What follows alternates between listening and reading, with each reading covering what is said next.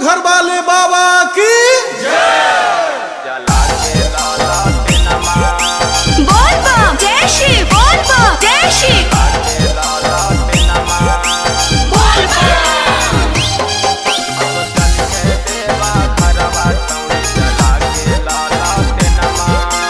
माँ Shitala recording studio Bihar Sharif. भरली है छौड़ी अपन जालावास के नमा, भरली है छौड़ी अपन जालावास के नमा।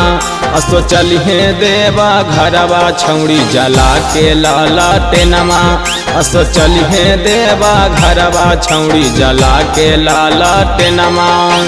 भरली है छौड़ी अपन जालावास के नमा, भरली है छौड़ी अपन जालावास के नमा।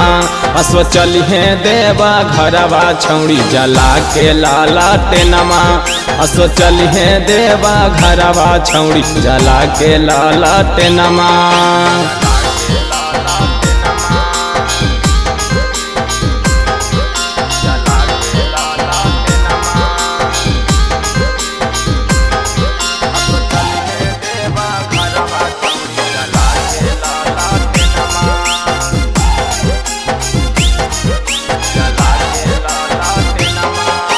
मांगी है मांगना सफल होई जैतौ काम गे, थकतौ जब शरीर अली है भोले बाबा के नाम गे।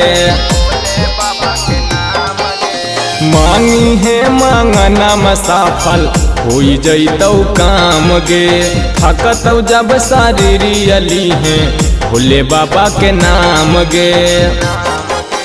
चाहे आबौ अनहड़ बून चाहे आबौ रे नमा, चाहे आबौ अनहड़ बून चाहे आबौ रे नमा।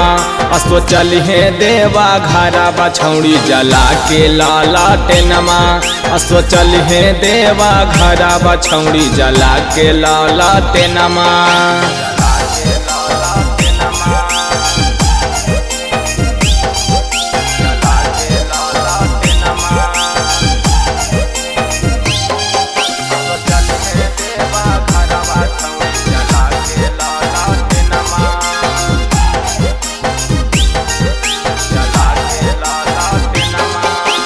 कान्हा पे टांगली है घुंघुर वाला कंवरिया गे, बोल बामा बोलत चलिए देवा घर नागरिया गे।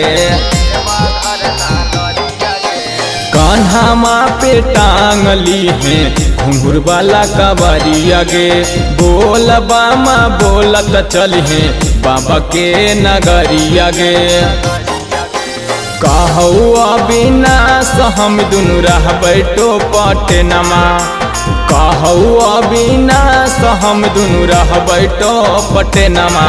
असो चलिए देवा घरवा छौड़ी जला के लाला टेनमा, असो चलिए देवा घरवा छौड़ी जला के लाला टेनमा।